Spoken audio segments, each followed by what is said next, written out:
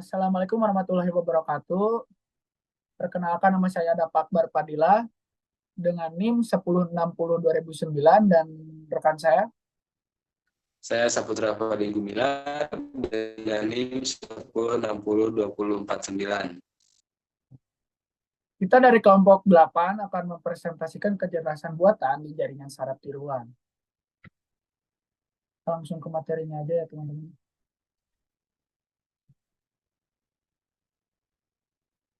Kita diawali dengan pengertiannya. Pengertian jaringan saraf tiruan adalah metode komputasi yang meniru cara kerja otak manusia untuk memproses informasi. JST terdiri dari neuron-neuron yang terhubung dalam beberapa lapisan. Inputnya, lapisan tersembunyi, dan output melalui pembelajaran dari data. JST banyak digunakan dalam bidang seperti pengenalan wajah, prediksi pasar saham, mengelola bahasa alam, dan memprediksi otonom karena kemampuannya dalam menemukan pola kompleks dalam data besar. Konsep dasar JST. 1. Neutron unit prosesan.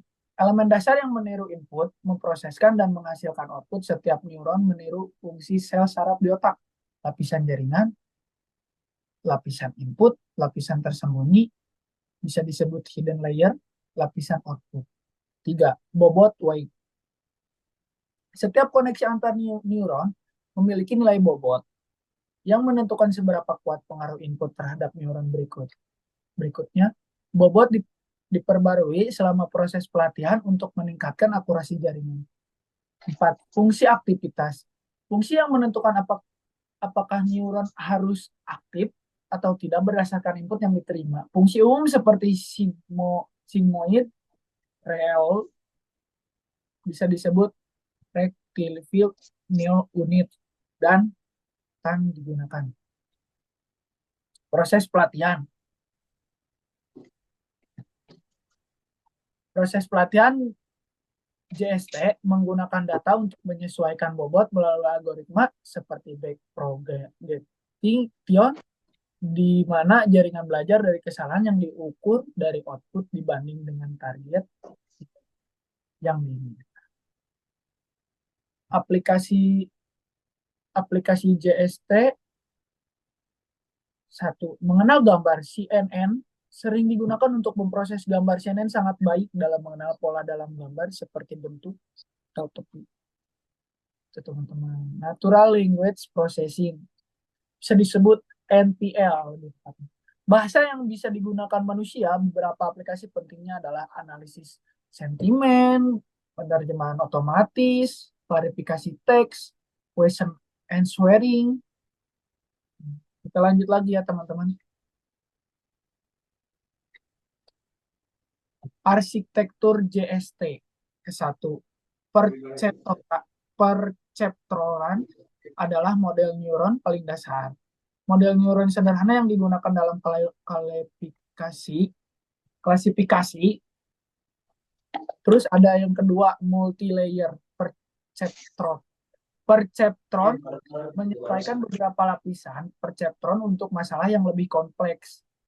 Convolutional neural network digunakan untuk mengenal gambar, dan recurrent neural network digunakan untuk proses data berurutan per teks. Selanjutnya akan dijelaskan oleh rekan saya. Oke, di sini saya akan menjelaskan tentang model-model jaringan saraf tiruan. Yang pertama itu ada perceptron.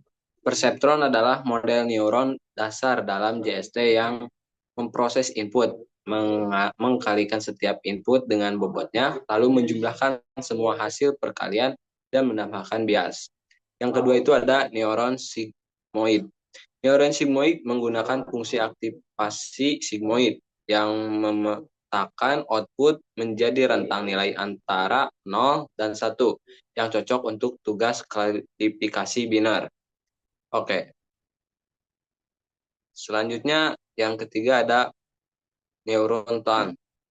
Fungsi aktivasi tan mirip dengan sigmoid, tetapi memiliki rentang output dari -1 hingga 1. Nah, yang keempat itu ada neuron ReLU. Neuron ReLU menghasilkan output positif dari input yang juga positif dan output 0 untuk input negatif. Nah, yang kelima itu ada softmax neuron. Softmax menghasilkan distribusi probabilitas di antara kelas-kelas yang ada sehingga cocok untuk klasifikasi multi-kelas. Oke. Selanjutnya ada fungsi aktivasi. Yang pertama itu ada step function. Fungsi step menghasilkan output binär berdasarkan ambang batas tertentu. Jika input lebih besar dari nilai ambang, output adalah 1. Jika lebih kecil atau sama, output adalah 0. Nah, yang kedua itu ada sigmoid. Fungsi sigmoid menghasilkan output dalam rentang antara 0 dan 1, seperti yang dijelaskan tadi. Sehingga sering diterapkan sebagai probabilitas fungsi ini. Nah, fungsi ini baik untuk masalah klasifikasi biner. Nah, yang ketiga itu ada yang seperti tadi, tan. Fungsi tan mirip dengan sigmoid, tetapi outputnya berkisar antara -1 dan 1 dengan nilai di tengah 0. Ini membantu menjaga keseimbangan nilai positif dan negatif pada output. Selanjutnya, ada eksponensial linear unit atau LELU. Nah, ini mirip dengan ReLU, tetapi memberikan output negatif yang halus, yang membantu dalam konvergensi pelatihan lebih cepat dan lebih stabil. Nah, yang terakhir itu ada softmax. Fungsi softmax menghasilkan distribusi probabilitas di antara kelas-kelas yang ada, yang sangat berguna tugas kualifikasi multi-kelas. Selanjutnya, nah, di sini ada perhitungan ya. Kita menghitung fungsi aktivasi sigmoid. Seperti yang dijelaskan tadi ya, sigmoid itu apa? Nah, langkah-langkah perhitungan manualnya itu, misalkan kita memiliki input bobot dan bias sebagai berikut. Misalnya inputnya itu X1 sama dengan 0,5 dan X2 itu 1,0. Dan bobotnya itu kita lambangkan dengan W ya. W1 itu sama dengan 0,4 dan W2 itu sama dengan 0,3. Selanjutnya ada bias atau B. Biasnya itu kita inputkan 0,2 ya. Oke, terus kita hitung. Next. Next A. Nah, loh, di next A.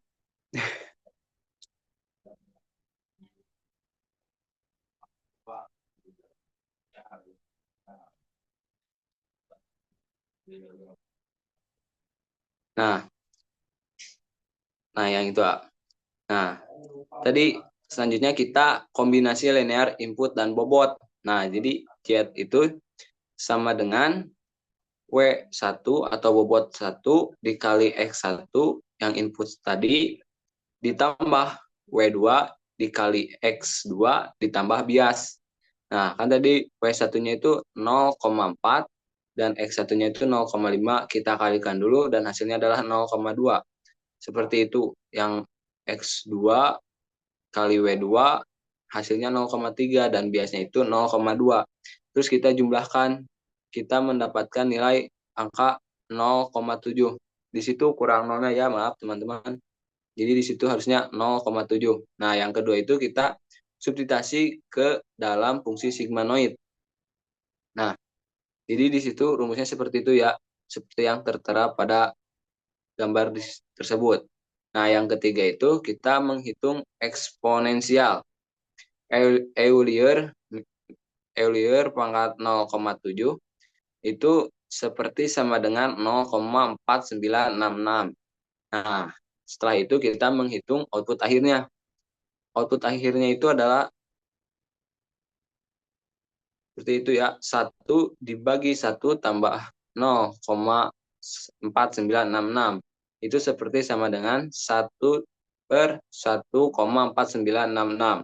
Nah, hasilnya itu seperti sama dengan 0,668. Jadi, output akhirnya itu adalah 0,668 ya. Itu fungsi untuk sigmoid. Nah, sudah itu perhitungan manualnya ya, teman-teman. X Mas Dapu. Nah, jadi output aktivasi itu 0,668 dan interpretasi nilai ini mendekati 1, menunjukkan probabilitas tinggi untuk kelas positif. Jadi kita dapat hasil 1 ini menunjukkan probabilitas tinggi untuk kelas positif. Jadi fungsinya kita berada di positif ya, teman-teman. Oke. Sudah, akhirnya seperti itu. Terima kasih telah menonton kita berdua ya, teman-teman. Mungkin bila kurang atau ada salah kaprah, mohon dimaafkan. Ya, sekian, terima kasih. See you next time.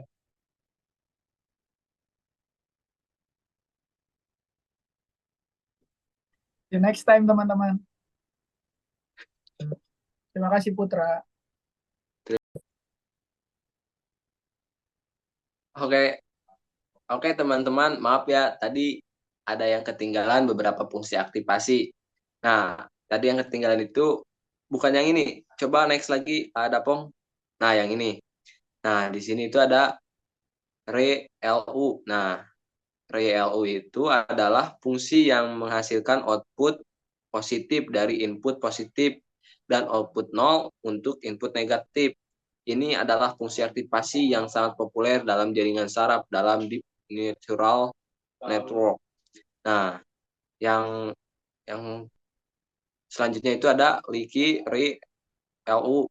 Nah, Leaky ReLU itu adalah varian dari ReLU di mana output negatif tidak nol, tetapi dilewati dengan faktor kecil, misalnya 0,01.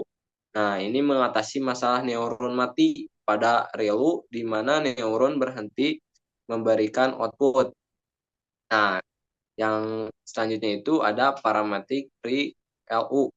Nah, ReLU itu adalah variasi dari ReLU di mana koefisien untuk nilai negatif tidak tetap, tetapi dipelajari sebagai bagian dari pelatihan jaringan. Nah, seperti itu ya teman-teman fungsi aktivasi. Jadi fungsi aktivasi itu ada 8 semuanya. Maaf ya karena terlewat. Terima kasih Sekian, Kak. terima kasih. Terima kasih ya, ada Pak. Terima kasih ya Putra.